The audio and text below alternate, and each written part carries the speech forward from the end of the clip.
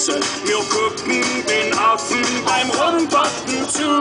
Das sagt doch auf einmal der Mandy. Der Fabian, der Prime, fällt auf.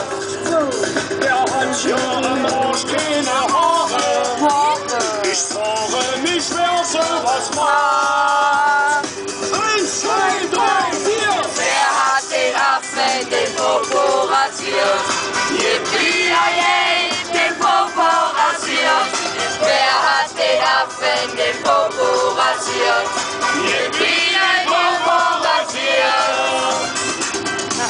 Ich muss jeden Morgen auf Arbeit und bin manchmal viel zu spät dran.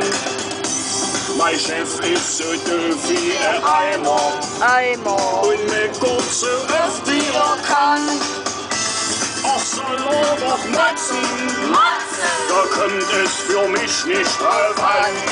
Der Blödmann, der sieht doch von vorn aus wie von hinten der Pavian.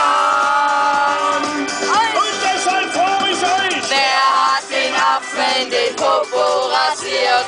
Yippie, den Popo rasiert. Wer hat den Affen den Popo rasiert? Yippie, den Popo rasiert. Wer hat den Popo rasiert? Wer hat den Popo rasiert? Die hat den Popo rasiert, la la la. und seh ich mich selber im Spiegel, manchmal frage ich mich dann, ob so ein Affe meine Birne zum Sitzen gebrauchen kann. 1, 2, 3, 4. Wer hat den Affen den Popo rasiert?